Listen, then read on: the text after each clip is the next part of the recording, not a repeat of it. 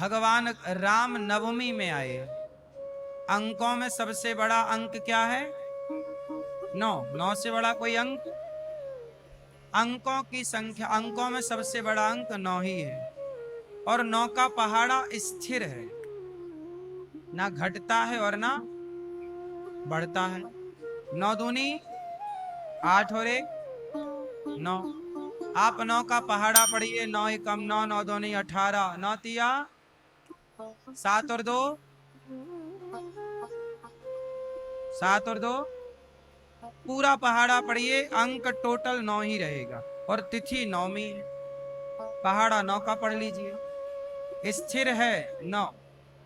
इसलिए राम की मर्यादा, राम जी नौमी में आए तो राम की मर्यादा 9 अंक की तरह स्थिर है। सबसे बड़ा अंक 9, तो सबसे बड़ी मर्यादा राम की, इसलिए नवमी में आए राम। अच्छा, राम कितने बजे आए? रात दिन के 12 बजे। अच्छा, 12 बजे राम भी आए और 12 बजे कृष्ण भी आए, और राधा रानी का जन्म भी 12 बजे हुआ, अष्टमी को। ये 12 बजे क्यों आते हैं भगवान? 12 बजे क्या है? 12 बजे चाहे दिन के 12 बजे हो, चाहे रात के 12 बजे हो, 12 को क्या बोला जाता है? हा? रात्रि के 12 बजे को क्या बोला जाता है? मध्य रात्रि। और दिन के 12 बजे को मध्य दिवस। मध्य मतलब सेंटर। बात समझ रहे हैं? 12 बजे, दिन के 12 बजे मतलब पूर्ण दिन, सेंटर। क्यों सेंटर मान लिया जाए 12 बजे को? रात्रि का सेंटर 12 बजे रात, और दिन का सेंटर 12 बजे। बोलो हाँ, दिन के 12 बजे सेंटर है और रात के 12 बजे हाँ मध्य, मध्य रात्रि और मध्य दिवस। मध्य दिवस अति शीतन घामा।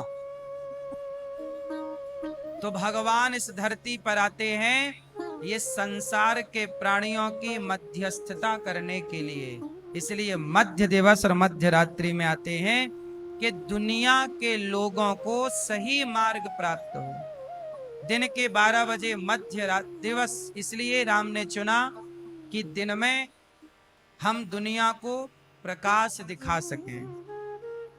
जो दिन में भटके हैं उन्हें राम प्रकाश दिखाएं, और जो रात में भटके हैं उन्हें कृष्ण प्रकाश दिखाएं। बोलो हाँ। भगवान राम के सामने चुनौती क्या थी? सूर्य वंश में एक मां भटक गई। जो सूर्य वंश की बहू है माता कैकई, वो भटक गई और राम को वनवास भेज दिया। बोलो हाँ। तो समाज को प्रेरणा देना था राम को कि दिन में भी बहुत लोग ऐसे हैं जिन्हें दिखता नहीं है, आंख है। अब बताओ, कैकई माता की तो आंखें थी, पर उन्हें स्वयं का हानि और स्वयं का लाभ नजर नहीं आ रहा।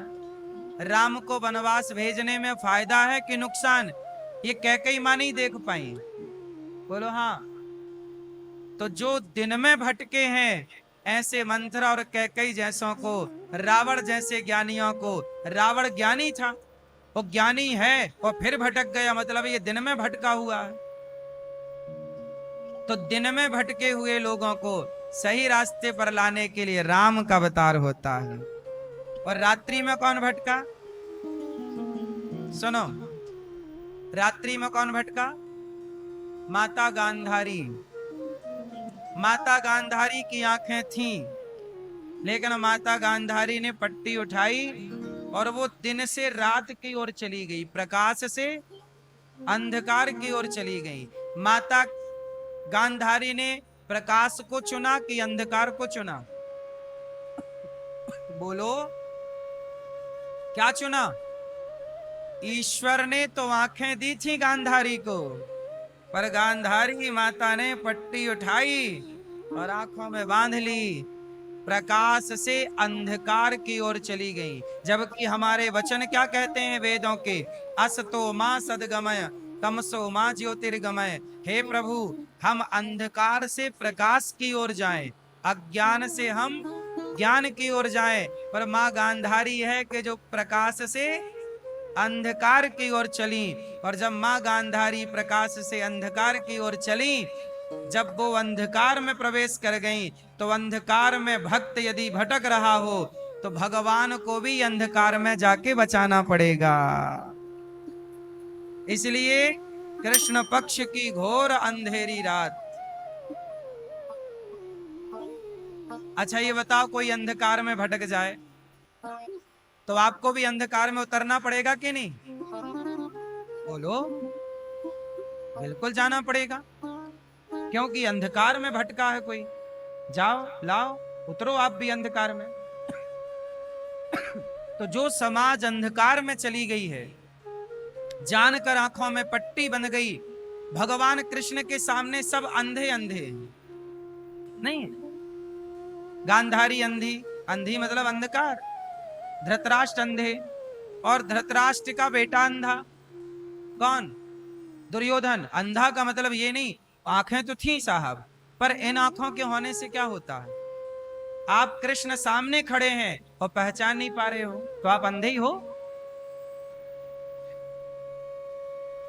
तो इन सारे अंधों को रास्ता दिखाने के लिए और भटकी हुई समाज को गीता सुनाने के लिए प्रभु रात में प्रकट हुए हैं, कृष्ण बनकर आए। तो जहां दिन में भटके हुए हैं तो राम आ गए, और रात में भटके हुए हैं तो कृष्ण आ गए। अब आप लोग देखो कि आप दिन के भटके हो कि रात के भटके हो, प्रकाश में भटके हो कि अंधकार में भटके हो। कुछ लोग प्रकाश में भटक जाते हैं, कुछ लोग अंधकार में भटक जाते हैं। तो दोनों के लिए हमारे प्रभु दो अवतार लेते हैं। हमारे नारायण राम बन गए तो हमारे श्रीमन नारायण कृष्ण बन के, और इन्होंने रास्ता दिखाया। अब देखिए, भगवान कृष्ण रात में आए क्योंकि कंस भी भटका है। कंस ने अपनी सगी बहन को जेल में डाल दिया, माता देवकी को, और इतना बड़ा अंधा कि बहन के बेटे को मार डालता, पैदा होते हो बच्चों को। बताओ, बाल हत्यारा है कंस। कौन सा हत्यारा है? बच्चों को जन्म लेते ही मार डालता, बाल हत्यारा है। अब ये बताओ, ये अंधा है कि आंख वाला है? बोलो। तो भगवान कृष्ण के सामने अधिकांश अंधे ही अंधे थे। शिशुपाल, शिशुपाल भगवान को 100 गालियां रोज देता, बुआ का बेटा था, गालियां देता। अब ये अंधा है कि आंख वाला है?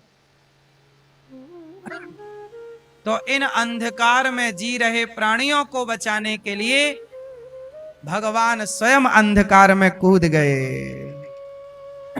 कि मेरा भक्त यदि आपका सोना कीचड़ में गिर जाए, आपका सोना अंगूठी हार मलमूत्र के गड्ढे में गिर जाए ना, तो आप उसे भी हाथ डाल के निकाल लो। बात सही है कि गलत है? और ऐसे आप मलमूत्र में हाथ ना डालोगे, क्यों? ऐसे कौन मलमूत्र में हाथ डालेगा? लेकिन सोना गिर जाए तो लोग मलमूत्र के गड्ढे में भी हाथ डाल के उसे निकाल लेंगे। ऐसे भक्त जब गड्ढे में गिर जाता है पाप के, तो भगवान उस गड्ढे में कूद कर अपने भक्त को बचा लेते कि मेरा भक्त तो मेरे लिए सोना है, मेरा भक्त तो मेरे लिए सोना है, हीरा है। तो आप जैसे, हम जैसे पापियों को बचाने के लिए जो अंधकार में भटक रहे, अंधकार क्या है? आपके सामने प्रकाश है कि अंधकार है? बोलो, क्या है? प्रकाश है। जो लोग पैसे को ही सब कुछ मान रहे हैं, जो भगवान को भूले बैठे हैं, जो शराब पी रहे हैं, गलत काम कर रहे हैं, अब ये प्रकाश में है कि अंधकार में है? मानव शरीर पाकर भी भला नहीं कर रहे हैं, बुरा कर रहे हैं। आंखों से भगवान को नहीं देख रहे हैं, गलत गलत चीजों को देख रहे हैं। हाथों से किसी को रोटी नहीं खिला रहे हैं, किसी का गला दबा रहे हैं, किसी की गर्दन काट रहे हैं। तो ये सब प्रकाश में है कि अंधकार में है? इन्हीं अंधकार में जीने वाले प्राणियों को भगवान प्रकाश दिखाने, टॉर्च दिखाने, रोशनी दिखाने प्रकट होते हैं, रास्ता दिखाने प्रकट होते हैं। देख लो, ये रास्ता है, किस ओर तेरी मंजिल, किस ओर जा रहा है, अनमोल तेरा जीवन यूं ही गवा रहा। आपको कहां जाना था? आप लोग प्रकट हुए, पैदा हुए काहे के लिए? अच्छे काम करने। कर क्या रहे हो? शराब पी के पड़ा है एक आदमी, पूछो जरा शराबी से, क्या भाई ये नशा करके पड़ने के लिए, नाली में पड़े रहने के लिए भगवान ने तुझे मनुष्य बनाया है? यदि नाले में ही पड़ना होता तो भगवान तुझे सुअर ना बनाते, क्योंकि सुअर का तो जन्म सिद्ध अधिकार है नाले में रहने का। पर तू मनुष्य होके शराब पी के यदि सुअर के संग पड़ा है तो मतलब ईश्वर से थोड़ी सी गलती हो गई। जैसे सुअर बनाना चाहिए था उसे इंसान बना दिया।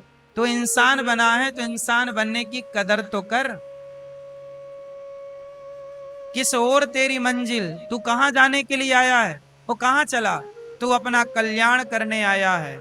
आत्म कल्याण कर, अच्छे काम कर, सेवा कर, समाज के लिए कुछ अच्छा सोच, अच्छा कर। कहां के लिए निकला था, कहां पहुंच गया?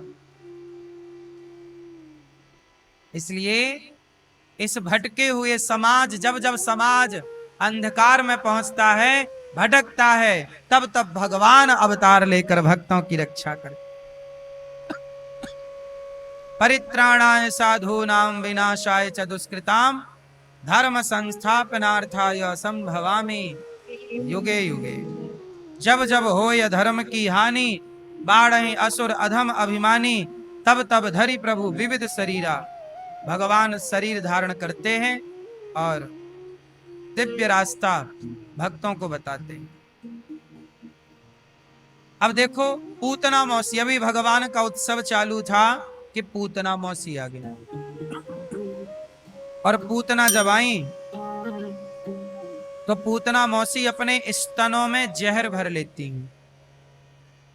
जहर, जिस आंचल में ममता होती है, मां का बच्चे के लिए प्यार होता है, उस आंचल में आज पूतना ने कन्हैया को मारने के प्लान से आई है। जहर भर के आई है। जहर पिलाऊंगी बालक को, मर जाएगा। भगवान को मारना चाहती है पूतना। क्यों मारना चाहती है किसी को नहीं पता। कुछ लोग होते हैं जो आपका कुछ बिगाड़ना चाहते हैं। पूछो भैया कि आप इनका क्यों बिगाड़ना चाहते हो? आप इनसे क्यों ईर्ष्या करते हो? क्यों द्वेष और नफरत करते हो? पूछो उनसे। आप तरक्की कर जाओगे ना तो अपने आप आपसे जलने वाले लोग खड़े हो जाएंगे, ईर्ष्या करने वाले लोग खड़े हो जाएंगे। उनसे पूछो कि भाई हमने तुम्हारा क्या बिगाड़ा है जो तुम हमसे ईर्ष्या करने लग गए?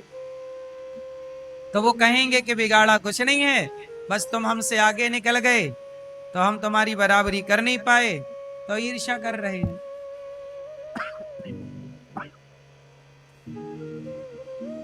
ऐसे ही पूतना अविद्या भगवान को मारने के लिए आ गई। मैया से बोली जरा मोकू बहन पानी ला दे। मैया पानी लेने गई, कन्हैया पालने पर लेटे थे।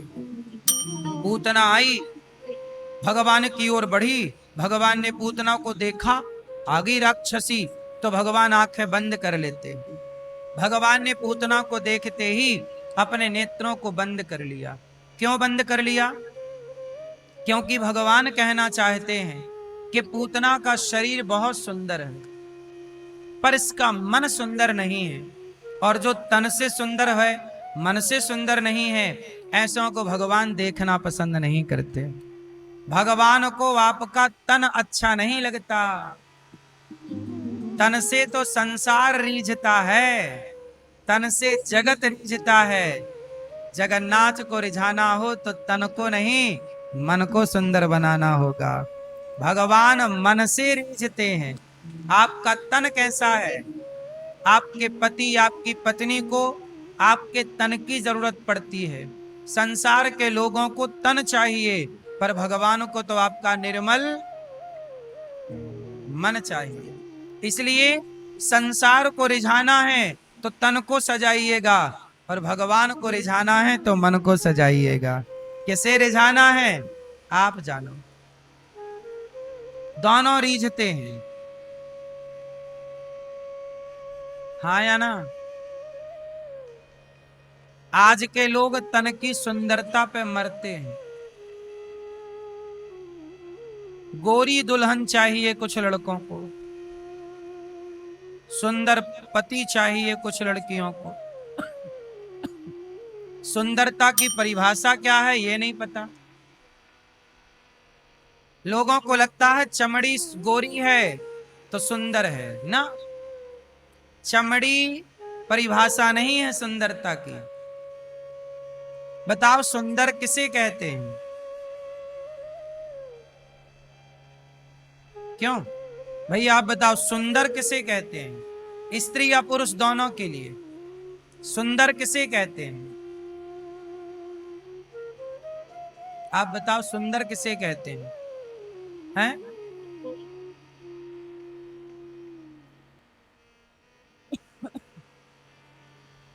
सुंदर किसे कहते हैं?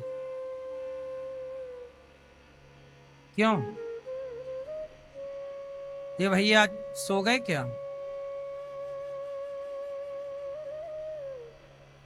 सो गए प्रभु?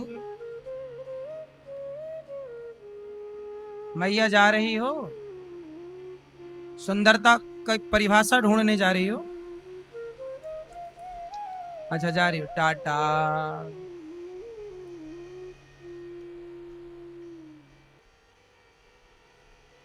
सुंदर किसे कहते हैं? जब आप किसी जंगल में जाते हो, हरियाली देखते हो तो कहते हो वाह कितना सुंदर पार्क है, कितना सुंदर बगीचा, कितना सुंदर जंगल है। मतलब हरियाली भी सुंदर है। बोलो हाँ। कोयल कूकती है, वाह कितनी सुंदर आवाज है इसकी। बोलो हाँ। कोई गाय श्यामा गाय है, बिल्कुल काली, तो वो भले काली है पर कितनी सुंदर गाय है। तो काले रंग को भी सुंदर कहा जाता है। हमारे कन्हैया कितने सुंदर हैं, कोई गोरे थोड़ी हैं। गोरे होते तो क्या करते मनमोहन, जब श्याम रंग पर ही दुनिया मर जाती है। तो श्याम सुंदर, वो सांवले हैं पर सुंदर हैं। सुंदर किसे कहते हैं ये प्रश्न है। तो सुनो, किसी की छवि कैसी है, आंख कैसी है, नाक कैसी है, बनावट कैसी है, बनावट से सुंदरता नहीं देखी जाती। आप गोरे हैं कि काले हैं, अमीर हैं कि गरीब हैं, लंबे हैं कि ठिनगे हैं, ये सुंदरता का पैमाना नहीं। सुंदर कौन है? जिसने इस धरती पर समाज के लिए, इस राष्ट्र के लिए जिसने बहुत अच्छे कार्य किए, वो स्त्री करे या पुरुष करे, जिसने समाज के लिए, देश के लिए जो अच्छे काम करे वो सबसे सुंदर है। जो भारत के लिए काम करे। हमारी सेना लड़ती है आतंक से, गोली खाती है, इसलिए सबसे सुंदर कौन? जो देश के लिए अपनी गोली छाती पे खा जाए, उससे सुंदर कौन होगा? वो सेना के जवान उनसे सुंदर कौन होगा जिनके कारण हम और आप सुरक्षित हैं। तो सबसे सुंदर तो सैनिक होते हैं, हाँ या ना। फिर सबसे सुंदर होते हैं वो किसान, जो हमारे लिए दाल चावल गेहूं उगाते हैं और दिन रात काम करते हैं खेतों में, जिनके शरीर से माटी छूटती नहीं है। जिन किसानों का दिया हम गेहूं और अनाज खाते हैं। बोलो हाँ। किसान ना करे तो आप क्या खाओगे? कमाओ पैसा, पैसा थोड़ी खाएगा कोई। इसलिए सबसे सुंदर है जवान और सबसे सुंदर है किसान। सबसे सुंदर कौन है? वो किसान जो हम सबके लिए फसल उगाते हैं। सुंदर कौन है? जो बेटा अपने माँ बाप की सेवा करके माँ बाप को प्रसन्न करता हो, वो बेटा सुंदर है। जो अपने सास ससुर का सम्मान करती हो, वो बहू सुंदर है। जो अपने पति को परमात्मा की दृष्टि से देखती हो, पति का सम्मान और प्रेम से प्रसन्न रखती हो, वो पत्नी सुंदर है। जो पति अपनी पत्नी का कर्तव्य पूरा करता हो, ख्याल रखता हो, अपनी पत्नी के सिवा पराई स्त्री को ना देखता हो, उस पुरुष से अधिक सुंदर कौन होगा? वह स्त्री सबसे ज्यादा सुंदर है, वह पुरुष सबसे ज्यादा सुंदर है जो चरित्रवान है। बोलो हाँ।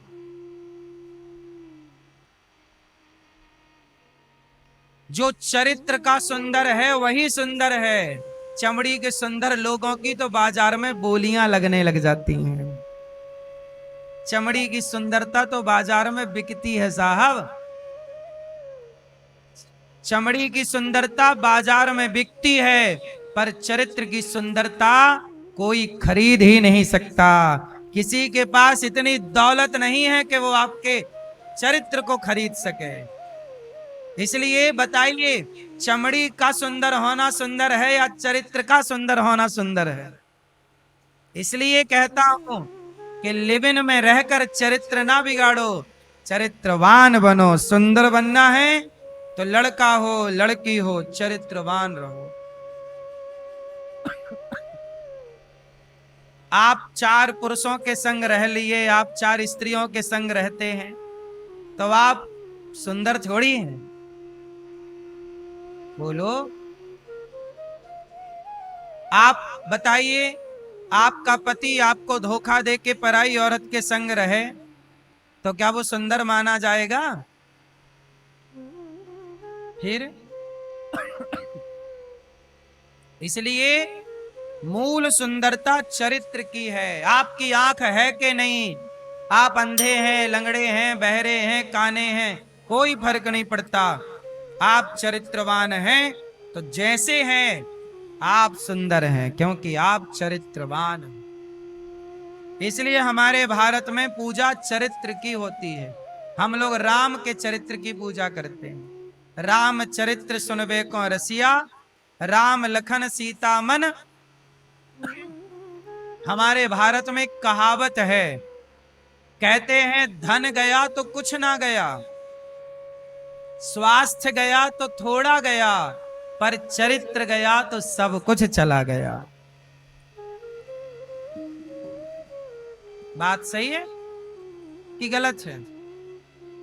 कितने परसेंट सही है? कितने परसेंट? 100 100 सही है।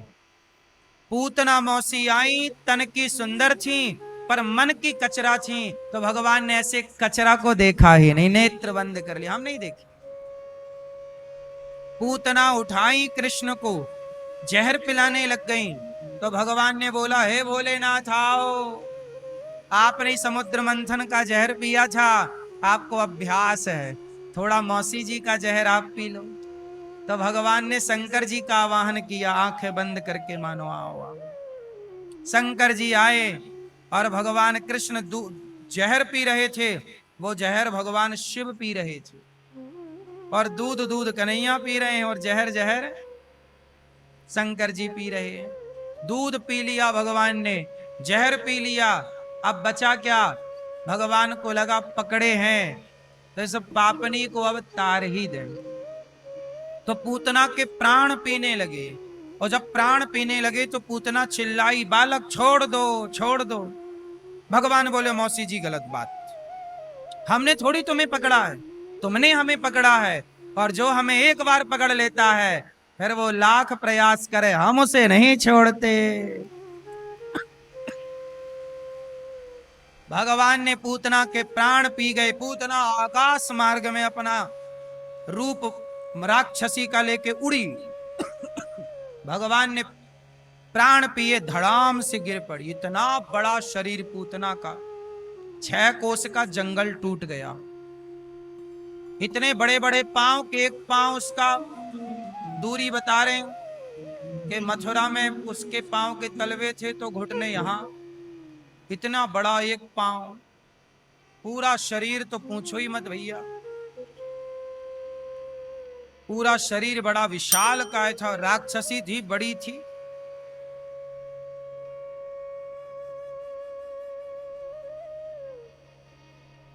पूतना के कान कहां गिरे? कि कानपुर नाम काहे पड़ गया?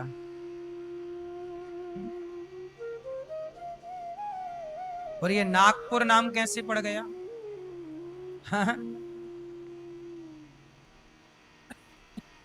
नहीं, इसका पूतना से कोई लेना देना नहीं है, पर ऐसे विनोद में ये बातें कही जाती हैं, मजाक में। पूतना इतनी विशाल काय थी कि पूतना जब गिरी तो जंगल उस 6 कोस का टूट गया, धड़ाम से गिरी। और पूतना के ऊपर भगवान खेल रहे। ये पूतना पिछले जन्म में राजा बलि की बेटी रत्नमाला थी। राजा बलि की बेटी कौन? रत्नमाला।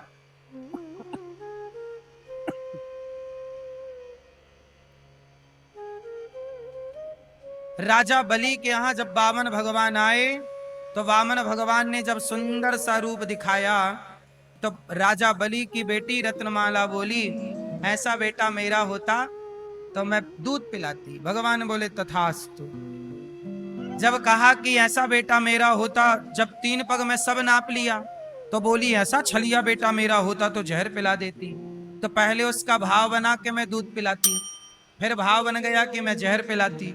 तो भगवान ने कहा तुम दूध भी पिलाना और जहर भी पिलाना। वही बनी राक्षसी पूतना, तो दूध भी पिला रही है और जहर भी पिला रही है। और भगवान ने उसको उतार दिया।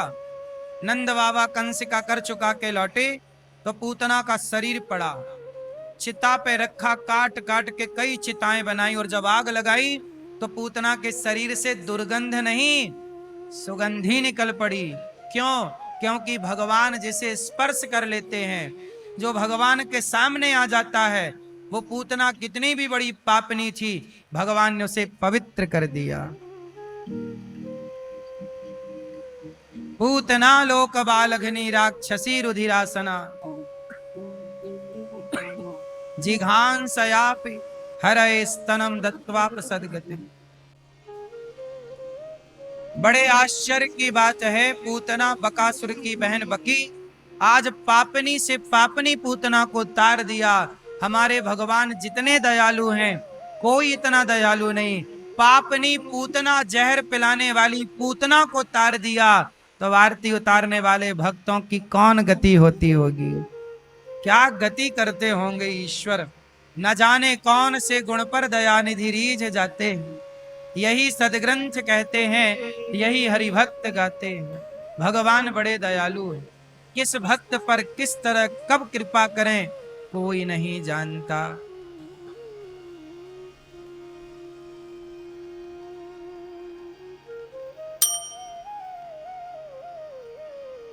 बड़े दयालु हैं भगवान।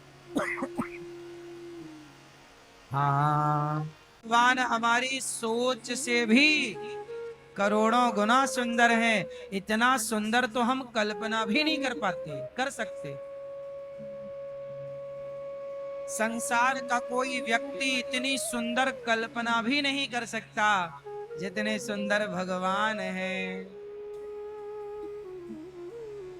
नाम तुम्हारा पालनहारा, जाने कब दर्शन होगा।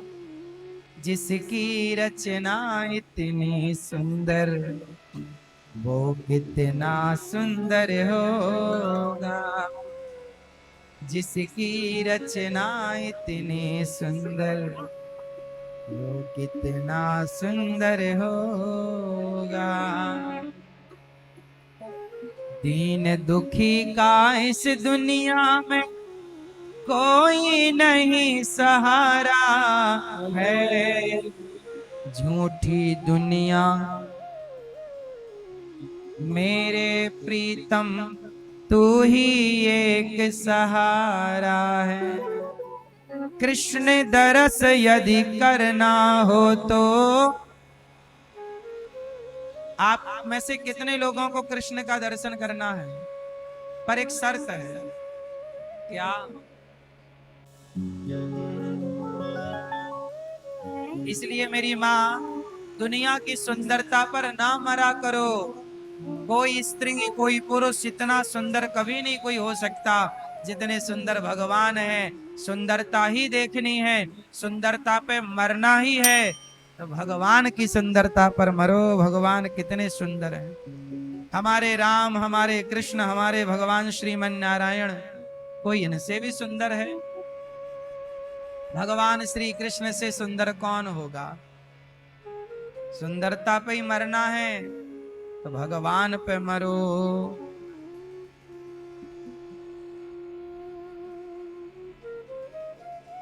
प्रिय भक्तों, पूतना पर भगवान ने कृपा की। सकटासुर आया भगवान को मारने, छकड़े पर आकर बैठा। भगवान ने सकटासुर को मार गिराया। ये सकटासुर कौन था? हिरण्याक्ष का नाम सुना है आप लोगों ने? हिरण्यकश्यप, हिरण्याक्ष, जिसे वाराह भगवान ने मारा था। हिरण्याक्ष का एक बेटा था, नाम था उसका उत्कच। क्या नाम था? उत्कच। हिरण्याक्ष का पुत्र था उत्कच। वो बहुत बलवान था। साधु संतों को, लोगों को, आम जनता को बड़ा परेशान करता, ताकत का घमंड करता। एक दिन एक संत जी के आश्रम में चला गया। वो संत जी का नाम था लोमस ऋषि।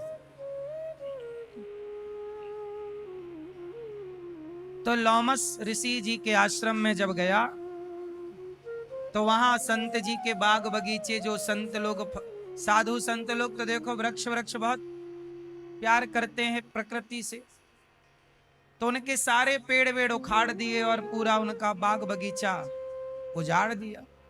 तो संत जी को आया गुस्सा और संत ने श्राप दे दिया, अरे दुष्ट, जा तू देह रहित हो जा।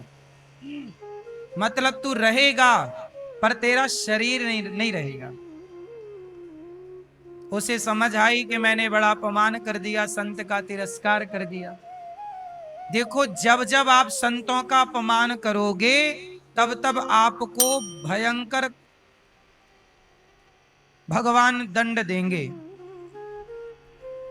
पहले तो संत ही दंड दे देते थे श्राप देकर, पर आज कुछ संत चुप रहते हैं। आप हमारा अपमान करिए, हम आपको क्या कहेंगे? कुछ नहीं। अब न्यूज चैनल वालों ने कितना कुछ कहा, पर ये दास अनिरुद्ध ने क्या कहा? क्या जवाब दें और किस किस को जवाब दें? जवाब हम नहीं देंगे। कोई भक्त को यदि आप परेशान करोगे तो जवाब व्यक्ति नहीं देता, जवाब भगवान देते हैं। रावण ने विभीषण को लात मारा तो विभीषण ने रावण को कोई जवाब नहीं दिया। रावण ने विभीषण को क्या मारी? लात। तो विभीषण ने थोड़ी रावण को लात मारी, ना विभीषण ने कुछ कहा। जब भक्त चुपचाप सह लेता है ना, तब भगवान फिर रावण की लंका को जलाए, तब रावण का सर्वनाश हो।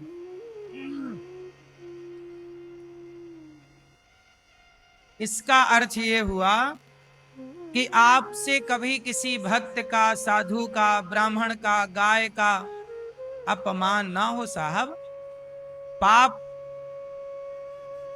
किसी तरह का ना हो। लोमस ऋषि का अपमान कर दिया तो श्राप दे दिया, जा तो देह रहित हो जा।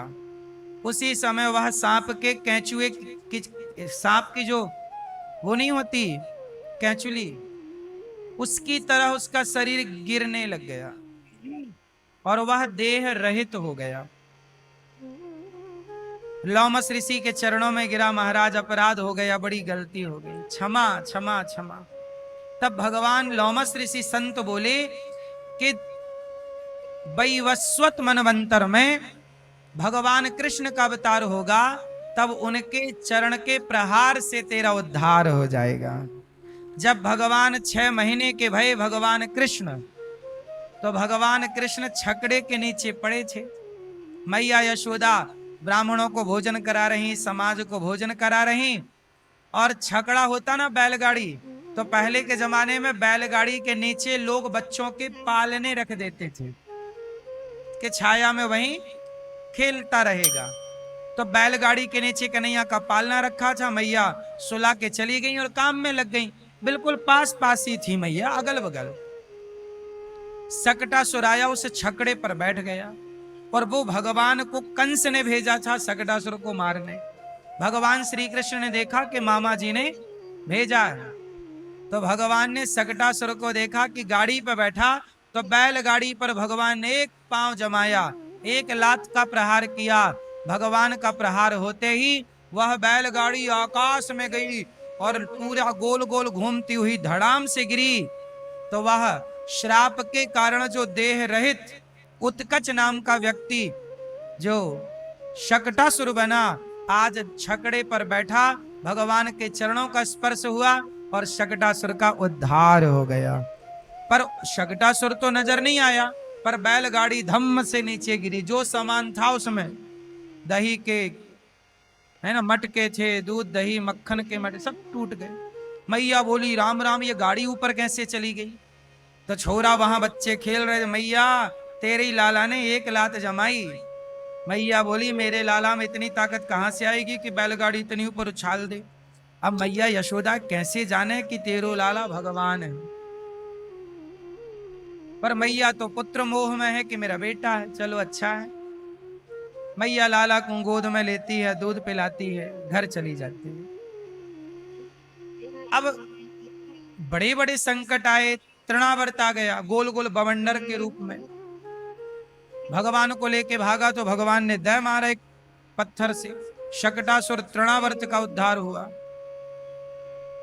नंद बाबा ने कहा मेरे लाला पर बड़े संकट आ रहे हैं, तो गर्गाचार्य जी से कहा महाराज मेरे बच्चे की कोई भविष्यवाणी करो। तो गर्गाचार्य जी बोले भविष्यवाणी करेंगे, या को नाम तो बताओ, नाम का है? नंद बाबा बोले या को नाम 1 साल है गए, हमने तो या को नाम कछु रखो ही ना है, बस लाला लाला कह के बुलाए मैं या को।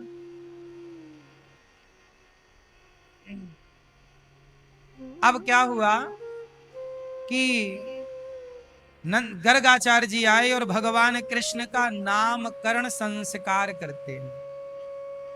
कौन सा संस्कार? पहले लोग नाम रखते थे तो नाम का कोई अर्थ होता था,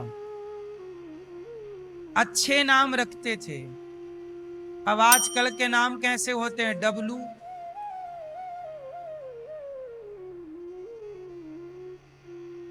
बबलू,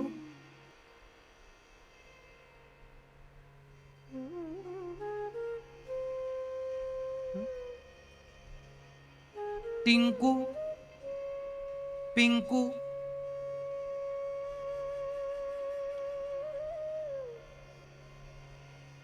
पप्पू,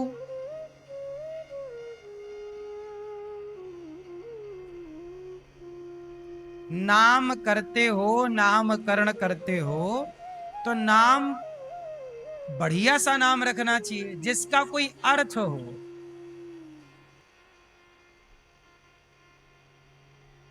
मिलता जुलता हो भगवान से, अच्छा नाम रखो।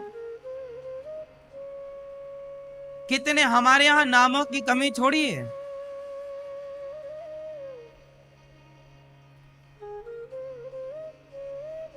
हमारे पिताजी का नाम है श्री राम नरेश तिवारी, दादाजी का नाम था राम सेवक तिवारी, दादाजी के पिता का नाम था राम गरीब तिवारी।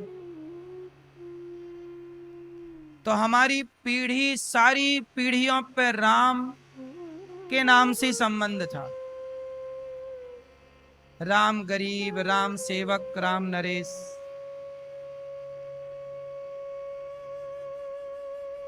तो ऐसे नाम हो जिन नामों का कोई अर्थ हो। जैसे ये दास का नाम है अनिरुद्ध, तो हमारे नाम का अर्थ क्या है? नहीं पता। जिसे कोई अवरुद्ध ना कर सके, जिसे कोई सेवा से रोक ना सके, उसका नाम अनिरुद्ध है।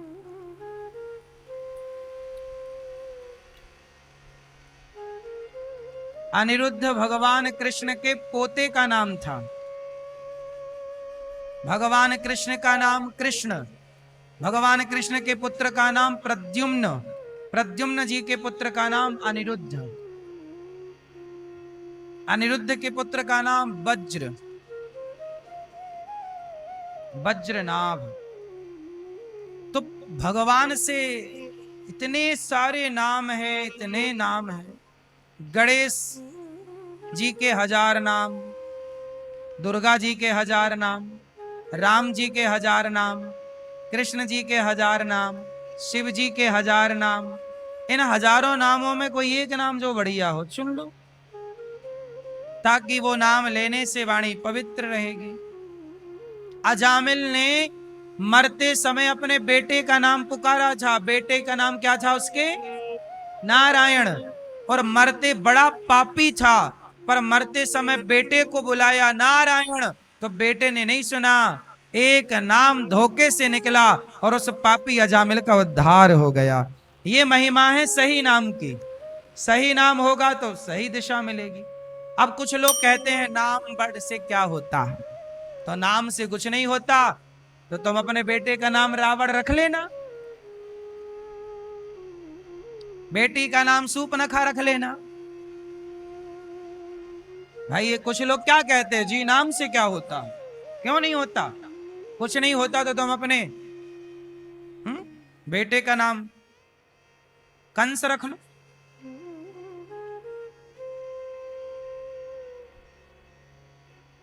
बेटी का नाम कुछ नहीं होता, लोग जो कहते हैं नाम से क्या होता, तो ताड़ का नाम काहे नहीं रख लेते?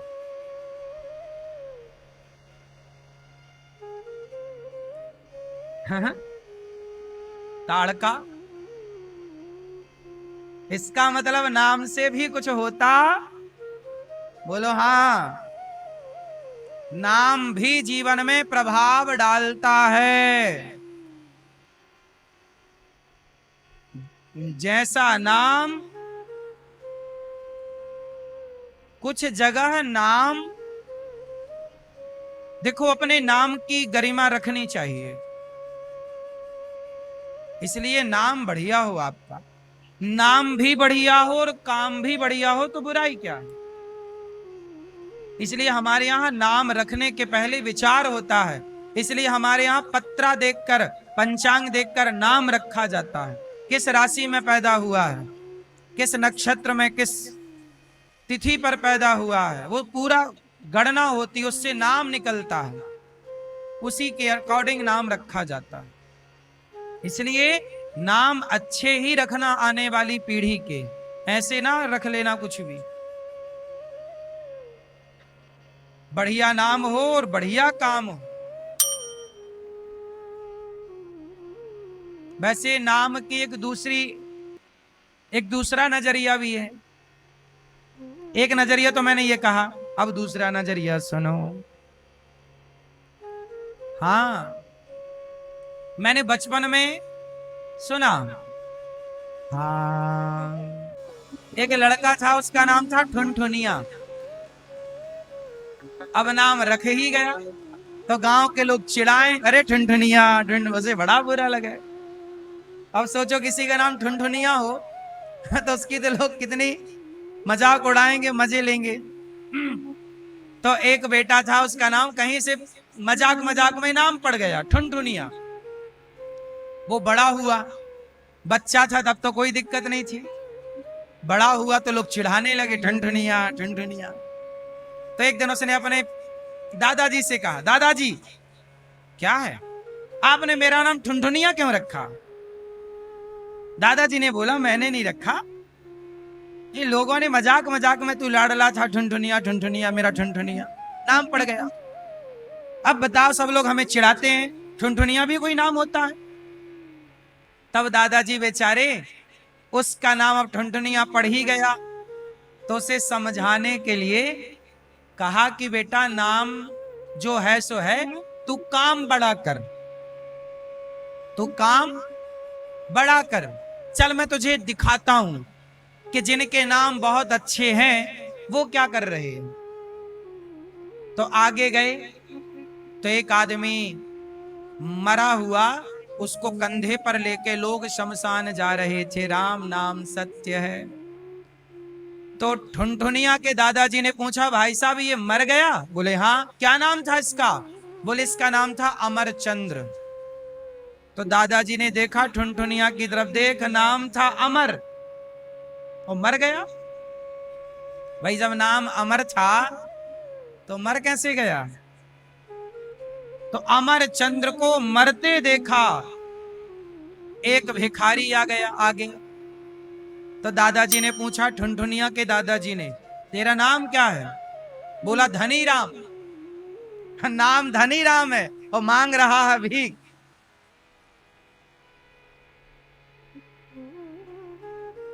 तो अमरचंद्र को मरते देखा, धनी राम को निर्धनिया, और लक्ष्मीबाई कंडावी ने, एक महिला गाय का गोबर बीन रही थी। मतलब गाय का गोबर, जब गाय खेत में चरती है ना, तो खेत में जब वो गोबर करती है तो वो सूख जाता है गोबर, वो अपने से ओपला बन जाता है, कंडा बन जाता है। तो पहले के लोग गांव के वो गाय का सूखा गोबर बीन लाते थे। बीन लाते मतलब समेट लाते थे, और रोटी वोटी बनाने के, चूल्हा पे जलाने के काम आता था।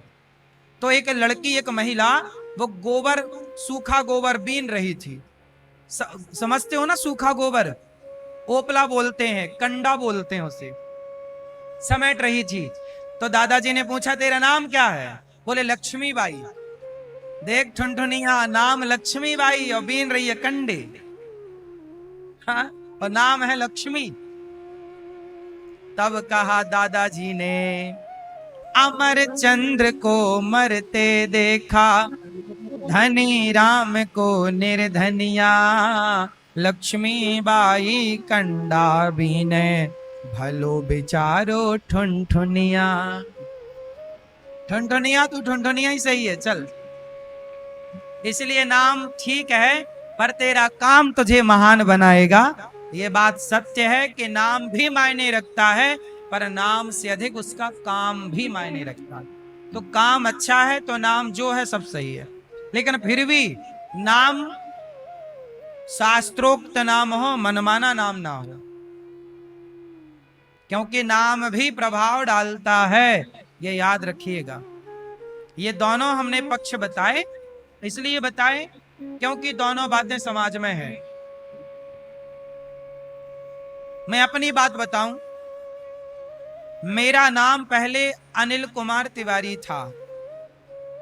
न्यूज चैनल वाले मेरा नाम ही गलत बताते रहते हैं, कुछ न्यूज वाले, उन्हें पता ही नहीं है मेरा नाम क्या है। पुराना नाम, मेरा पुराना नाम है अनिल कुमार तिवारी। मेरी माँ मुझे अन्नू कहती है आज भी, अन्नू, ANNU।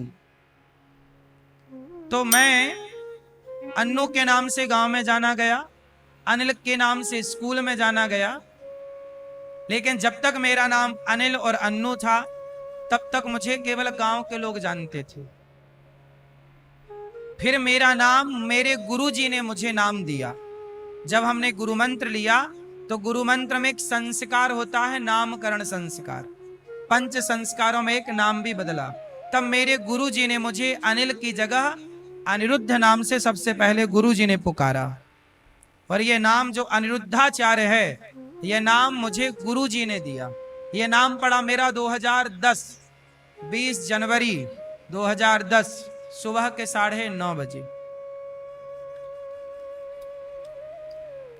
2010 के पहले तक मेरा नाम अनिल ही था। तो नाम जब से पड़ा ये, तब से ये दास समाज की सेवा में लगा। तो ये बिल्कुल सही है कि नाम भी प्रभाव रखता है और काम भी प्रभाव रखता है। इसलिए आप अपने बच्चों का नाम भी बढ़िया रखिए और संस्कार दीजिए कि काम भी बढ़िया करें, तो सोने में सुहागा होगा। क्या बुराई है बताओ जी? नाम भी अच्छा हो और काम भी अच्छा हो। हम ये क्यों कहें कि नाम कैसा भी हो केवल काम अच्छा हो? नहीं भाई, ये बात भी सही है, पर नाम भी अच्छा रखो और काम भी अच्छा करो, दोनों प्लस होना चाहिए। तो बढ़िया नाम दो बच्चों को, सोच बढ़िया नाम पूछो, बढ़िया नाम रखो। भगवान का नाम गर्गाचार्य जी ने किया नामकरण। क्या नाम रखा? ये मैया यशोदा, ये जो आपकी गोद में ये रोहिणी पुत्र हैं, इनका नाम होगा बलराम। राम राम होगा, राम इति बलाधिक्याद बलम विदु। नाम होगा राम, पर बल अधिक होने से नाम पड़ेगा बलराम। और ये जो यशोदा मां आपका पुत्र है, शुक्लो रक्तस तथा पीत इदानीम कृष्णताम गतः, इनका नाम होगा कृष्ण। कर्ष्यति कृष्ण, जो सबके चित्त को चुराए उनका नाम कृष्ण है। तो भगवान का नामकरण संस्कार हुआ। अब भगवान छोड़ा बड़े हुए, घुटनों के बल चलने लग गए। भगवान घर घर में माखन खाने लग गए, गैयों के संग खेलने लग गए और भगवान बहुत बाल लीला करने लग गए। एक दिन क्या हुआ कि गोपियां शिकायत करने आई, अरे मैया ओ यशोदा, हाँ बहन कहा है गौ, अरे तेरे लाला ने उधम मचा रखे हो पूरे गांव में। का कियो हमारे गांव में? का क्यों लाला ने? तब बताया कि मैया तेरे लाला ने आज घर में जाए के सारे बछड़ों को यादारी के ने खोल दियो। बत्सान मुंचन क्वचित समय, आज समय में जब गैया लगाने का टाइम नहीं था, दोहने का टाइम, तो बछड़े खोल दिया, सारा दूध बछड़ों ने पी लिया और हमें गई दूध लगाने कुछ नहीं मिला। मैया बोली च्योरे लाला तो यूं हरकत करें? कन्हैया बोले मैया ये बछड़ों को तो कछु दूध पिलावे ना है, सावरो निकाल के और खुद पी जावे और मथुरा में ले जाए के बेच आवे। मैया बछड़न को भी तो दूध मिलना चाहिए, इसलिए घर में गाय रखो तो आधा दूध आपका और आधा दूध उसके बच्चे का। नियम ये है, 2 थन आप लगाओ, 2 थन का दूध बच्चा पिए, यही नियम है। हमारी गौरी गोपाल गौशाला में जितना भी गैया हैं, सोचिए हम रोज 100-125 लीटर दूध रोज खरीदना पड़ता है हमें, जबकि 400 गैया हैं। तो 400 गैया में कुछ गैया ऐसी हैं जो लगती ही नहीं है, बूढ़ी है, गौ सेवा है, दूध के लालच से थोड़ी गौशाला होती है। पर कुछ दूध होता है तो आधा दूध तो बच्चे पीते हैं, बछड़ा बछिया, और जो दूध निकलता है वो दूध हमारी वृद्ध माताओं के लिए आता है। तो वृद्ध माताओं के 309 माताएं हैं, तो माताओं के लिए भी दूध कई बार खरीदना ही पड़ता है। तो गाय का दूध जो है वो बच्चों के लिए है, इसलिए हम लोग पूरा दूध कभी नहीं लगाते, 2 थन ही लगाते हैं। और यही धर्म है। आधा दूध बछड़ा पिए और आधा दूध आप। जब बच्चा घास खाने लग जाए, बड़ा हो जाए, तब फिर आप भले 3 आप ले लो, एक का उसको पिलाओ, पर उसको पिलाते रहो, भले वो बड़ा। हमारे पास एक गैया है, वो बैठती और अपना दूध खुद पी जाती है।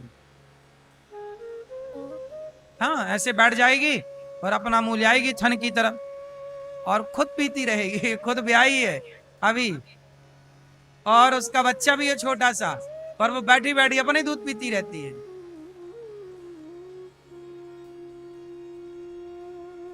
गैया। हमारे पास एक गाय है, उसके थन से ना दूध की धार अपने से बहती रहती है। कुछ गाय होती हैं, पता है आपको, लाखों में कोई गाय ऐसी भी होती हैं जिनके थन से अपने आप दूध की धारा बहती रहती। गाय है ना, मां है, जहां वो रहेगी वहां दूध ही दूध रहता है, बहता ही, आप लगा लो फिर भी बहता है, होता है। तो गायों की भी अपनी महिमा है, गायों का भी अपना आनंद है।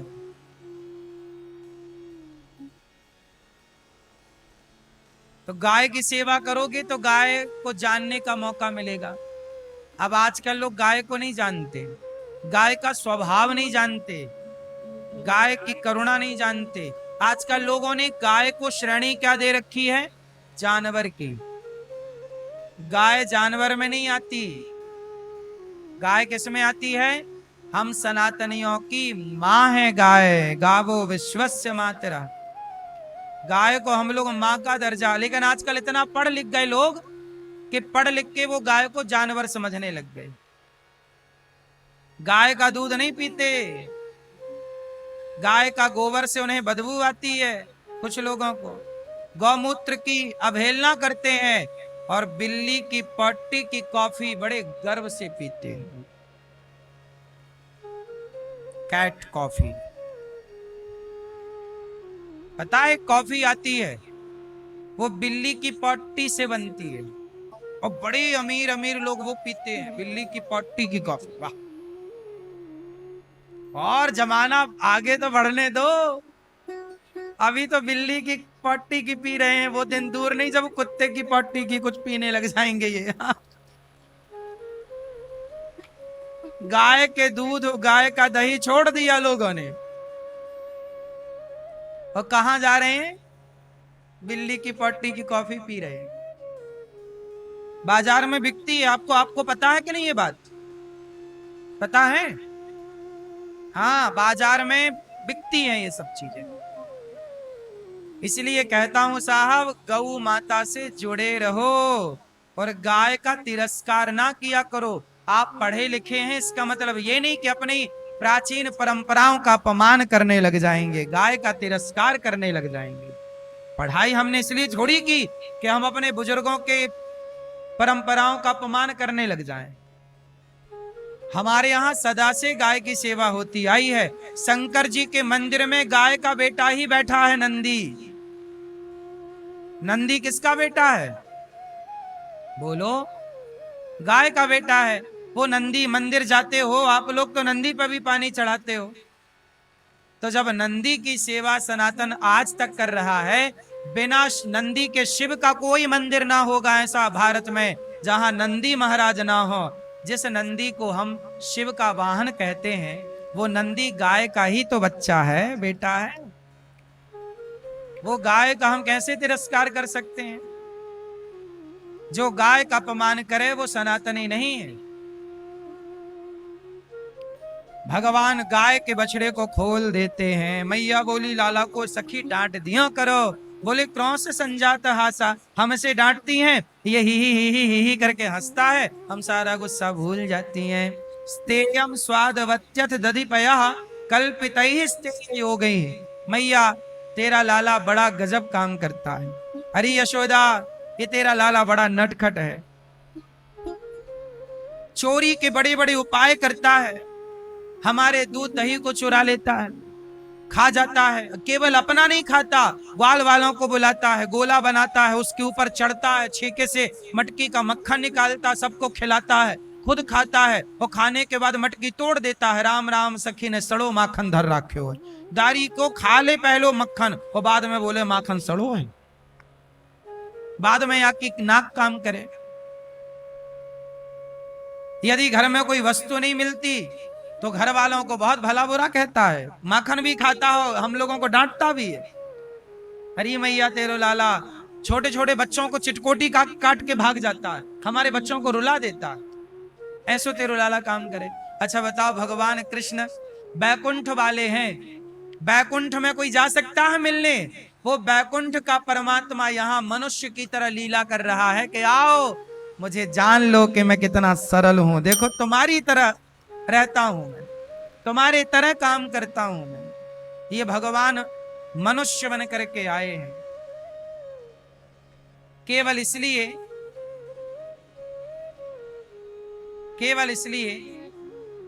कि आपको और हमें सुलभता से भगवान दर्शन दे सके।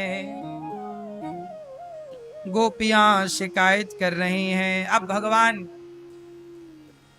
मैया बोली कि जब तक लाला को तुम सखियों और रंगे हाथों नाए पकड़ोगी, हम तुम सबन की बातों को भरोसा नाए करेंगे। गोपियां भगवान को पकड़ने के लाख प्रयास करती हैं, कभी छींके पे घंटी बांध देती हैं, भगवान जाते हैं तो घंटी लटकी कि मटकी हिलेगी तो घंटी बजेगी, सखी आएगी पकड़ जाएंगी। तो भगवान बोले अरे घंटी, मंदिर में जगह कम पड़ गई, मटकी पे लटकी हो। घंटी बोली प्रभु हम थोड़ी लटकी हैं, ये गोपियों ने आपको पकड़ने के लिए लटकाया है। तो भगवान बोले बंधी रहना, हम बताओ माखन खाएं कि ना खाएं? घंटी बोली खाओ खाओ। तो तुम तो बंधी हो? बोले हम बंधी रहेंगी पर बजेंगी नहीं, क्योंकि घंटी भगवान की दासी है ना, तो वो भगवान की नहीं मानेगी तो किसकी मानेगी? तो भगवान बोले बंधी तो हो पर बजना मत। हाँ हाँ नहीं बजेंगी। अब घंटी बंधी है पर टन टन नहीं कर रही है। ग्वाल वालों का गोला बनाया भगवान ने, मटकी के पास गए, मक्खन का लौंदा बनाया, हाँ मंगल मुंह खोल, मंगल के मुंह पर दे मारा। हाँ श्री दामा मुंह खोल, और मुंह खोला तो मक्खन का लौंदा दे मारा, और सबके मुंह पे थोड़ा गया, बाकी पूरा मुंह मक्खन से भीगा है। जब सब खा गए, मट घंटी नहीं बजी, तब भगवान बोले वाह घंटी तू तो बड़ी आज्ञाकारी है। अब अनेक थोड़ो सो भगवान खाए हुए लग गए माखन, और जैसे ही भगवान ने मुंह पे रखा तो घंटी टन टन टन टन टन टन टन बजने लगी। भगवान वो घंटी तूने मना किया था नहीं बजूंगी, काहे बज गई? घंटी बोली प्रभु आप भोग लगाएं और हम ना बजे कैसे होगा, हम बजती हैं तभी तो आप भोग लगाते हैं। अब तो भैया सारे ग्वाल वाल भाग गए, गोपियां आ गई, घंटी बजी ना, सिग्नल मिला, दौड़ पड़ी गोपियां, और दरवाजा खुल गए। अब भगवान के नीचे के ग्वाल वाल भाग गए और भगवान मटकी पे लटके रह गए। अब भगवान बोले ले घंटी बज गई, पकड़ा दिया। अब गोपी आई, अब देख कन्हैया तू पकड़ो गयो है लाला, अब तेरी मैया से शिकायत करेंगे। तेरी मैया ने कहा है कि रंगे हाथों पकड़ोगी तब हम या की बातन को सुनेंगे। इसलिए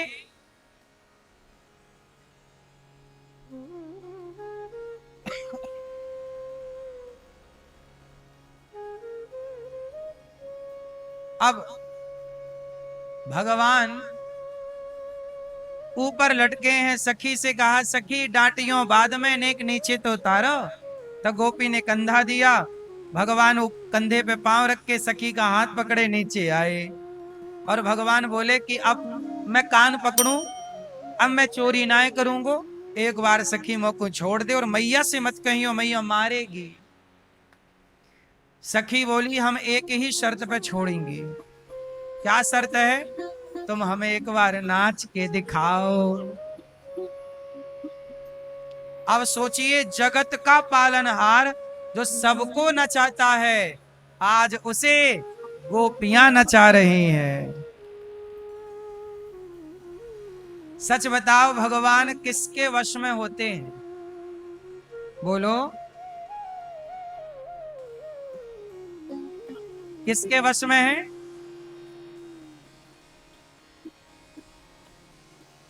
भगत के वश में है भगवान। वो गोपियां कहती हैं कि नाच कन्हैया, नाच रहे हैं, बोले छाछ पिलाएंगी, छाछ पिलाऊंगी। छाछ के लिए जगत का पालनहार गोपियों के आगे नाच रहा है। यही भगवान की भगवत्ता है कि वो प्रेम के आगे विवश हो जाता है और भगवान हार जाते हैं और भक्त। बताओ कौन जीतता है और कौन हारता है? भगवान जीतते हैं। कौन बड़ा, भगवान बड़े कि भक्त बड़े? कौन बड़ा? कौन बड़ा मेरी माँ?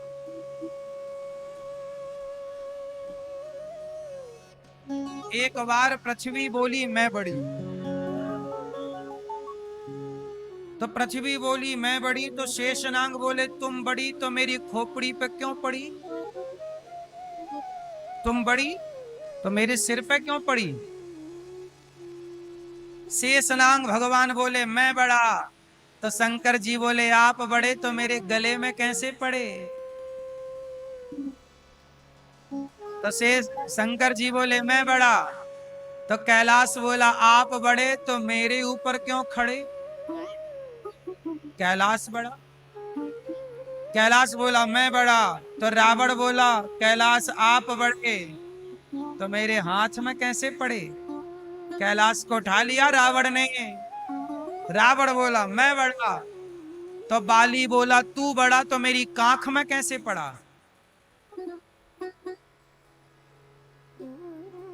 कौन बड़ा?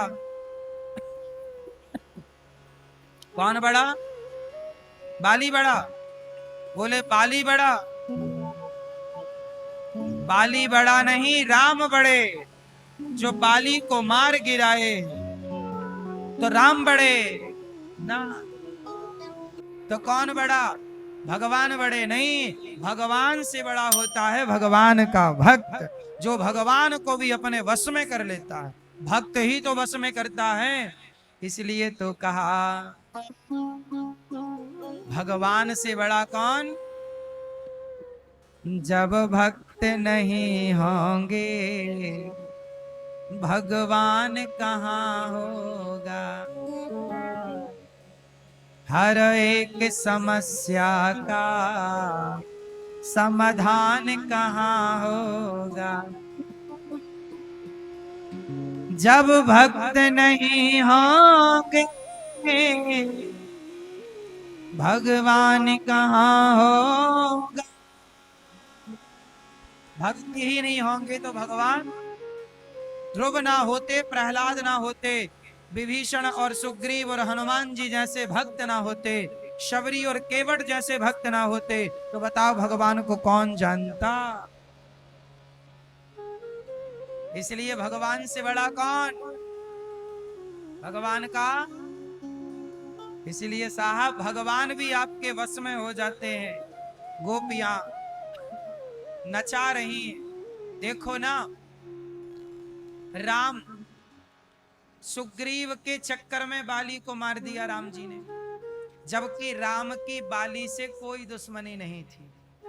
बोलो हाँ थी? बताओ मेरी माँ। राम की बाली से कोई पर्सनल दुश्मनी थी? राम ने बाली को क्यों मारा? सुग्रीव के चक्कर में। सुग्रीव पर अत्याचार किया, राम जी ने मार दिया। अच्छा मारे भी तो छिप के मारे, सामने से नहीं मारे। आज भी सवाल राम पर खड़ा है कि आपने सामने से क्यों नहीं मारा? तो बताओ राम जी ने बाली को सामने से क्यों नहीं मारा? राम जी बाली को सामने से मारते तो बाली राम की शरण में चला जाता, और शरण में चला जाता तो राम जी बाली को मार ही नहीं सकते थे। जो शरण में आ जाता है भगवान उसे कभी नहीं मारते, और नहीं मारते तो सुग्रीव को वचन दे चुके थे कि सुन सुग्रीव मारी हूं बालई कई बाण। यदि बाली शरण में आ जाता तो राम बाली को ना मारते, और ना मारते तो सुग्रीव को ये लगता कि राम ने बाली से हाथ मिला लिया। फिर सुग्रीव क्या आरोप लगाता कि राम ने तो मेरे को धोखा दे दिया, तो राम पर धोखा का आरोप लग जाता। इसलिए राम पर ये आरोप ना लगे। राम अपने मित्र को कभी धोखा नहीं दे सकते, इसलिए राम इस आरोप को ना लगने देने के लिए छिपके मारे कि लोग यही तो आरोप लगाएंगे कि छिपके क्यों मारा।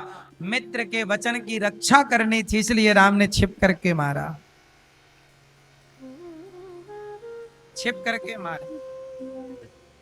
बाली बोला कि आपने क्यों मारा? भगवान ने कहा तूने सुग्रीव की पत्नी को रखा, इसलिए मैंने तुझे मारा।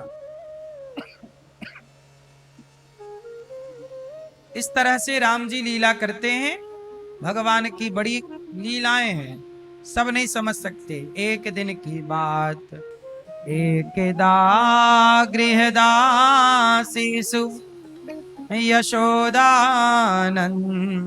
गृहिणी कर्मांतर नियुक्तासु निर्ममंथ स्वयं दधी। एक दिन मैया दही मंथन कर रही थी कि एक सुंदर सा बालक कन्हैया आए, मैया की मछानी पकड़ लेते हैं, साड़ी पकड़ लेते हैं,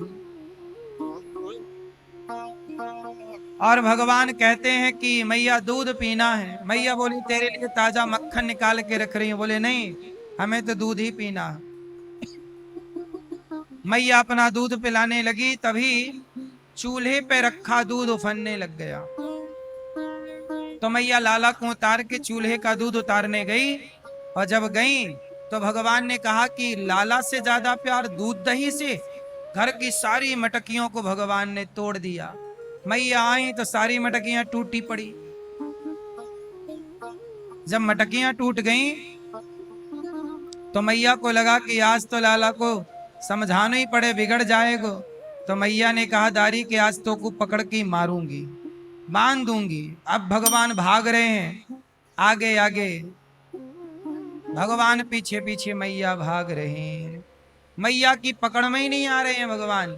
जब भगवान भागेंगे तो किसकी पकड़ में आएंगे? पर मैया पीछे लगी है, और जब भक्त पीछे पड़ जाता है भगवान के, तब भगवान कृपा करके पकड़ में आ जाते हैं। और मैया ने पकड़ा और बांध दिया। काय से बांधा? किससे बांधा? मैया, ओ मेरी माँ, पीली मैया, जा रही हो मेरी माँ? जाओ जाओ जाओ। हाँ, अरे आप तो जा रही थी। ओ लाल मैया, जा रही हो मेरी माँ? हाँ, अरे बैठ गई यहाँ।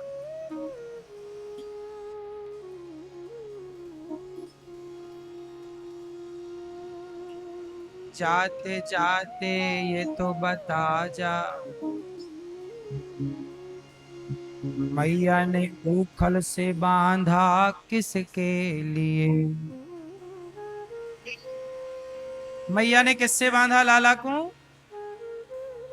कैसे मैया? उखल, उखल जानती हो मैया? उखल का,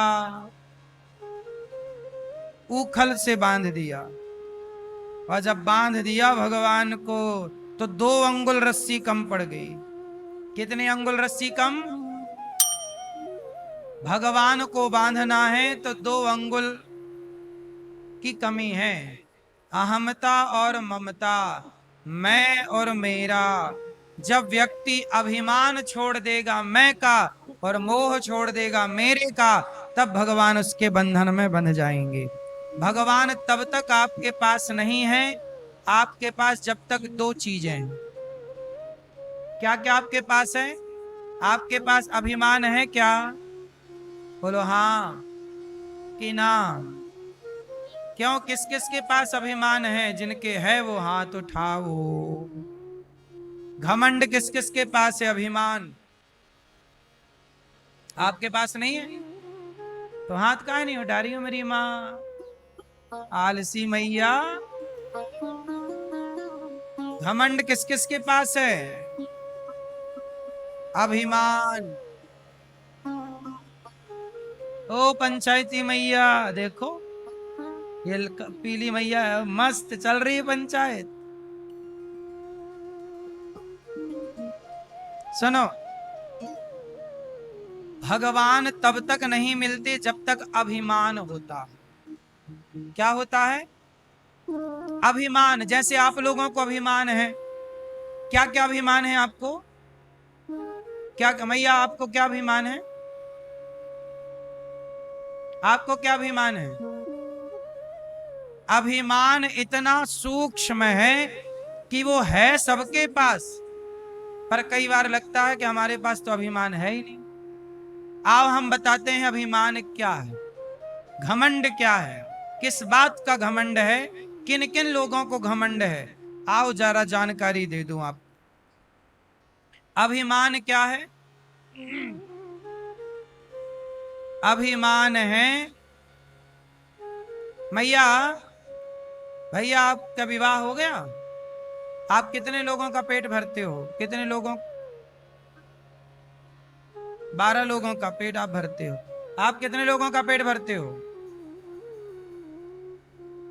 हैं? 10 लोगों का पेट आप भरते हो। आप कितने लोगों का पेट भरते हो? 5। पीले वाले भैया 5।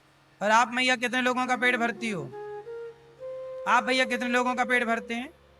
2।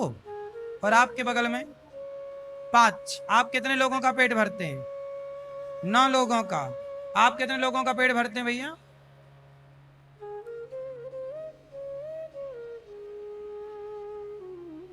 ये मैया चश्मा वाली मैया, आप कितने लोगों का पेट भरती हो मेरी माँ? 5। आप भैया कितने लोगों का पेट भरते हैं? 4। सुनो,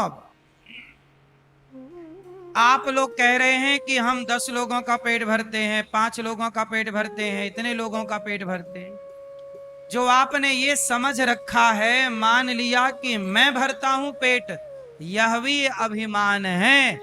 आप ये मान चुके हैं कि मैं करता हूं। कभी ये मत कहो कि मैं करता हूं। आप नहीं रहेंगे तो भी उनका पेट भरा जाएगा जिनका पेट आज भर रहा है। जब आप नहीं थे तब भी पेट भर रहा था, आप नहीं होंगे तो भी पेट भर रहा, पर आपको ऐसा लगने लगा कि मैं पेट भर रहा हूं। मैं नहीं होऊंगा तो कैसे काम होगा, मैं नहीं रहूंगा तो भी काम होगा। इसलिए काम होगा क्योंकि करने वाला मैं नहीं हूं, करने वाले भगवान हैं, और हमें ये लगता है कि हम कर रहे। यही है अभिमान। आपने ये समझ लिया कि आप पेट भरते हैं किसी का, ये अभिमान है।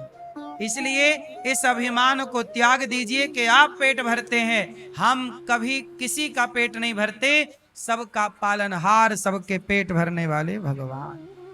अपने को इस घमंड से नीचे कर लीजिए, हटा लीजिएगा। सच्चाई यही है कि मैं कुछ नहीं करता, भगवान मेरे से करवाते हैं। अर्जुन युद्ध नहीं लड़ रहे थे, भगवान लड़वा रहे थे। अर्जुन नहीं जीत रहे थे, भगवान जितवा रहे थे। क्यों ये बात सही है कि गलत है? हमें लगता है हम करते हैं, पर ना, हमसे भगवान करवाते हैं। इसलिए हम निमित्त हैं। हम क्या हैं? सिर्फ निमित्त हैं। इसलिए इस बात का कभी कुछ घमंड ना करना कि मैं ये कर रहा हूं, मैंने इतना नाम कमाया। नहीं, भगवान चाहते हैं कि मेरा इतना नाम हो, इसलिए यह नाम हो रहा है। मैं कुछ कर रहा हूं इसलिए नहीं, भगवान चाह रहे। हम भगवान चाह रहे हैं कि अपमान हो और ये हो, तो जो भगवान चाहते हैं वो हो रहा। सम्मान भी उनकी मर्जी से, अपमान भी उनकी मर्जी से। हानि हुई तो ईश्वर की मर्जी, लाभ हुआ ईश्वर की मर्जी, जीवन मिला ईश्वर की मर्जी, मृत्यु होगी ईश्वर की मर्जी। हमारी इच्छा से कुछ भी नहीं हो रहा है, हम तो केवल कठपुतली हैं, नाच रहे हैं, ईश्वर हम सबको नचा रहे हैं। भगवान अपना ही काम हमसे और आपसे कर रहे हैं, करा रहे। जैसे कैमरा, सीसीटीवी कैमरा लगा है, बताइए कैमरा देखता है कि आप देखते हैं?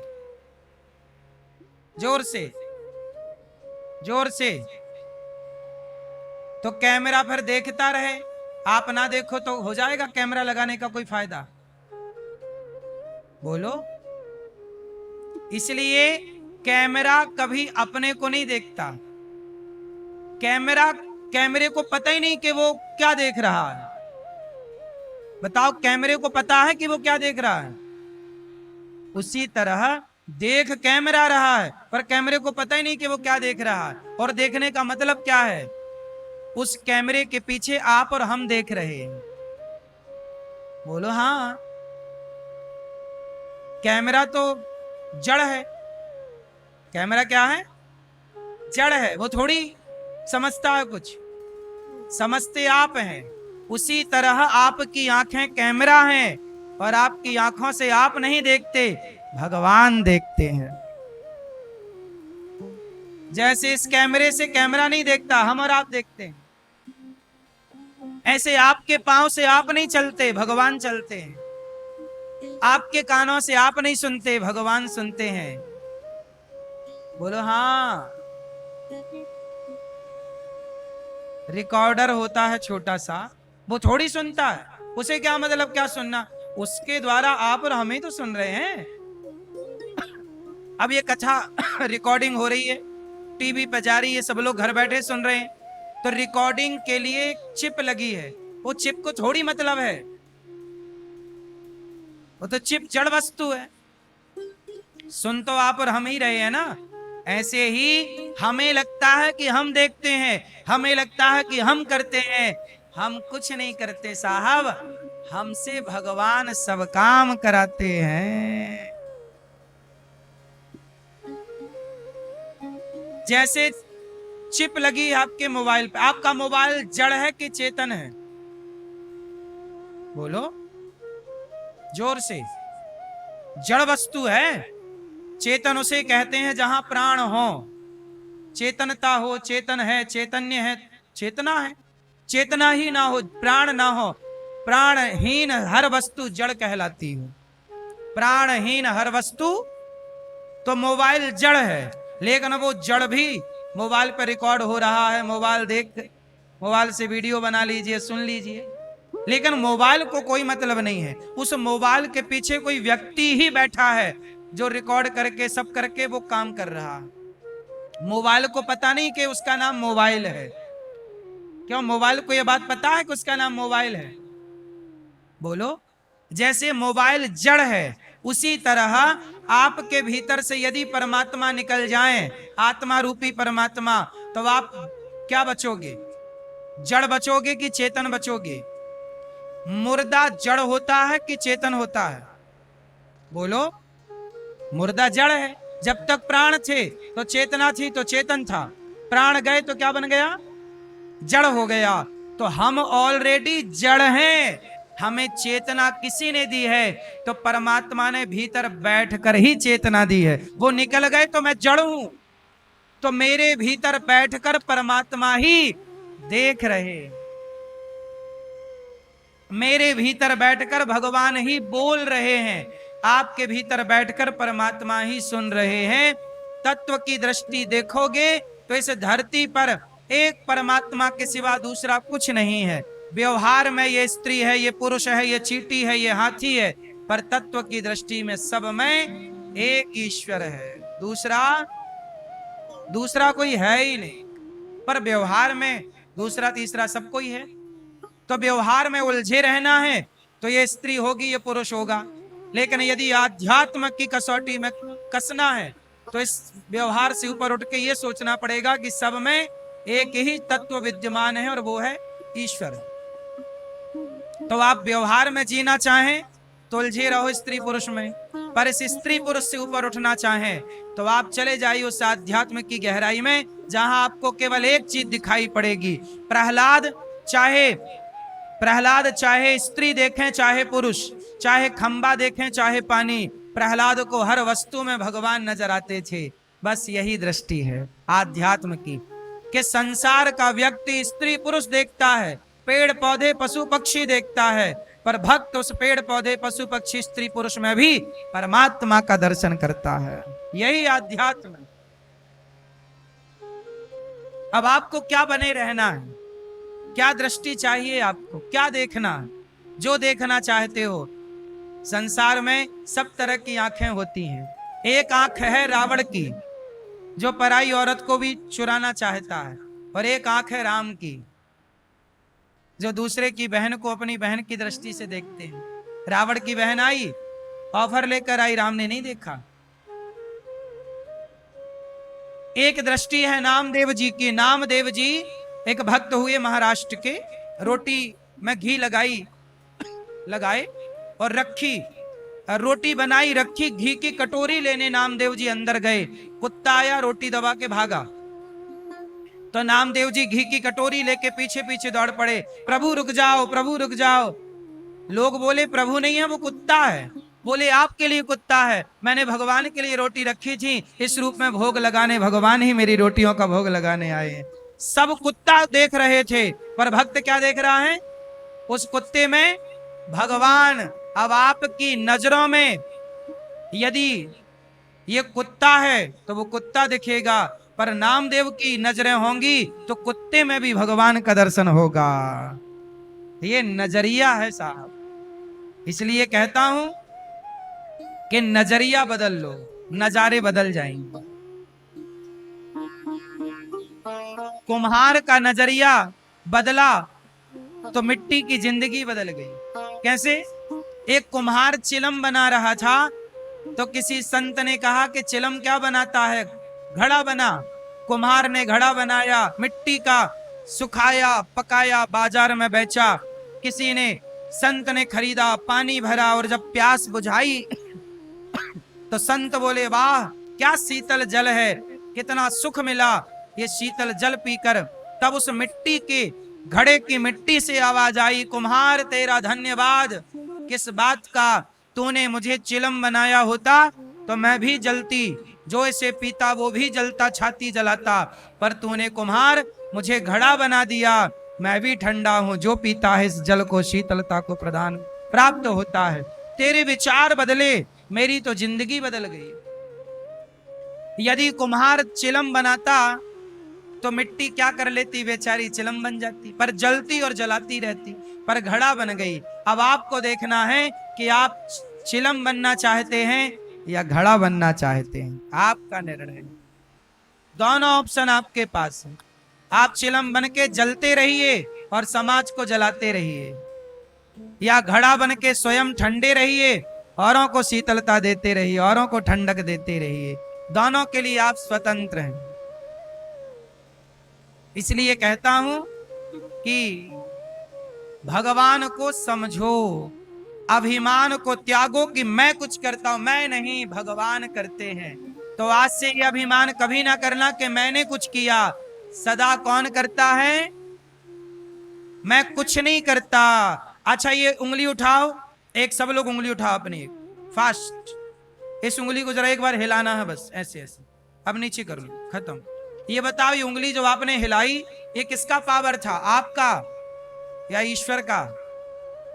यदि आपका पावर है तो जिनको पैरालाइसिस हो जाता है, उनका एक अंग काम नहीं करता, हिला लो ना भैया अपनी उंगली। पैरालाइसिस वाला एक उंगली नहीं हिला सकता अपनी, बोलो हाँ या ना। यदि ईश्वर चाह लें तो तुम्हारा हाथ होगा, काम नहीं करेगा। बहुत लोग ऐसे हैं जिनका हाथ काम नहीं कर रहा है, बोलो हाँ। इसका मतलब तुम्हारी औकात तो एक उंगली हिलाने की नहीं है, वो चाह रहा है इसलिए हाथ पांव हिल रहे हैं, वरना वो चाह लेगा तुम नहीं कर पाओगे। एक उंगली हिला के दिखा दो अपने बल से। तुम बातें बड़ी बड़ी कितनी कर लो, पर तुम्हारा बल एक उंगली हिलाने का नहीं है। इसलिए ये सारा बल ईश्वर का दिया हुआ है। उस बल को प्रणाम करो और परमात्मा का धन्यवाद दो, और कभी ना कहो कि मैंने कुछ किया। सदा घमंड से शून्य रहो। प्रभु जो है सब आपका है, व्यापार आपका, परिवार आपका, ये शरीर, ये जीवन नाथ सकल संपदा तुम्हारी, मैं सेवक समेत सुतनारी। समर्पण ही भक्ति है। यदि समर्पण नहीं होगा इस तरह, तो आप भक्ति के पथ पर कभी चल ही नहीं सकते। समर्पण कीजिए। भगवान ने उखल को टेढ़ा किया, मैया ने बांधा। अहमता और ममता, मोह त्याग दीजिए कि ये मेरा है, भगवान मेरे। उखल को टेढ़ा किया, नलकूबर मणिग्रीव का भगवान ने उद्धार किया। वाणी गुणानुकथने श्रवणौ कथायाम, हस्तौ च कर्म सुमनस्तव पादयोर्ना। नलकूबर मणिग्रीव भगवान से प्रार्थना करते हैं, क्षमा मांगते हैं। ये श्राप के कारण वृक्ष बने, आज भगवान ने इनका उद्धार कर दिया। मैया लाला को गले लगा रही हैं, लाड़ लड़ा रही हैं, प्यार कर रही हैं। परीक्षित जी ने कहा कि मैया यशोदा ने कौन सा पुण्य किया कि जगत की पालनहार की मां बनने का सौभाग्य पाया। तब सुखदेव जी ने कहा कि मां यशोदा ने संतों की सेवा की पिछले जन्म में, और संतों की सेवा का ये बल था कि सेवा के बल से भगवान ने उन्हें अपनी मां होने का गौरव दे दिया। याद रखिएगा भक्तों, जो व्यक्ति सेवा करता है भगवान सदा उस पर कृपा बरसाते हैं। मैया यशोदा पिछले जन्म में क्या करती थी जानते थे? कोई भी संत आता, जंगल की लकड़ी बीन कर लाती, पैसा जो बाजार में मिल जाता लकड़ी बेचने से, उस पैसे से सेवा करती। कोई संत भूखा ना जाए। एक बार संत इनके द्वार पर आए, भगवान ही संत बन के परीक्षा लेने आए, और जब आए तब इनके घर में अन्न का एक दाना नहीं था। किसी से मांगने गई तो मांगने पर भी कोई ना दिया। एक नियत का खोटा व्यक्ति मिल गया, बोला तुम अपने स्तन दोगी तो हम तुम्हें पैसे देंगे। माता धरा बोली कि चमड़ी मांग रहा है, इसे चमड़ी की भूख है, और चमड़ा तो एक दिन जल ही जाएगा। तो माता धरा ने अपने स्तनों को काट करके दे दिया, ये ले। वो मांगा गलत नियत से था, गलत भाव से, पर माता ने काट के दिया। तुझे स्तन चाहिए ना मेरे, काट कर दे दिया, ये ले। धारा बह पड़ी खून की। पैसा लिया, बाजार से साग सब्जी जो भी सामान खरीदा संतों के लिए बनाया, बना के भोग लगाया, संत खाए। पर देखा कि माँ की साड़ी लहू से भीगी है। संतों ने कहा माता ये तुम्हारे शरीर से इतना रक्त कैसे निकल रहा? माता धरा ने कहा कि आपके लिए भोजन नहीं था। किसी से पैसे उधार मांगने गई कि भैया 15 दिन में चुका दूंगी। उसने कहा कुछ गिरवी रखो। गिरवी क्या रखती? तो उसने कहा कि तुम अपने स्तन हमें दे दो। वो मेरे शरीर का चमड़ा मांग रहा था, तो मुझे लगा कि चमड़ा मांग लेगा तो मांग लेगा, दे दिया। मैंने काट के दे दिया स्तन। मैं क्या करती इस चमड़े का? यदि चमड़ा देने से भी मेरे द्वार पे आए संत की सेवा हो रही है तो अच्छा हुआ कि चमड़ा देने से कम सेवा तो हो गई। मैं क्या करती? ये शरीर तो एक दिन चिता पे जल के राख होना ही है। जब माता संतों के प्रति ऐसा भाव देखा कि आदमी शरीर काट के भी सेवा कर रहा है, तब वो संत से भगवान प्रकट हो गए। माता आपने सेवा की पराकाष्ठा पार कर ली। मैं आपके अगले जन्म में बेटा बनकर आऊंगा, और इस जन्म में जो आपने स्तनों का दान किया है मैं उसका ऋण चुकाने आऊंगा और आपका दूध पीऊंगा आपका बेटा बन करके। तब भगवान उनके बेटा बने, और जिन स्तनों को काट के संत सेवा के लिए दिया, आज उन्हीं स्तनों को पान कर रहे हैं, दूध पी रहे हैं। भगवान जगत के पालनहार का पेट भर रही हैं मैया। मेरी मां, दान यदि आप करते हैं, संतों की सेवा, भक्तों की सेवा, दीन दुखी की सेवा करते हैं, तो अन्नदान से बड़ा कोई दान नहीं होता। इसलिए मेरी प्रार्थना है कि कमाओ पैसा, पर कमाई का 5% अलग निकाल के रखो कि ये साधु संतों की, भक्तों की, दीन दुखी की सेवा के लिए है। तब जाके वो 95 रुपए आपको शुद्ध माने जाएंगे। जो कमाते हो उसका इनकम टैक्स देना पड़ता है कि नहीं सरकार को? नहीं दोगे तो चोर कहलाओगे, इनकम टैक्स चोर। उसी तरह सरकार ईश्वर की भी सरकार है, कमाते हो। अब बताओ, गौरी गोपाल आश्रम में हजारों संत रोज भोजन करते हैं।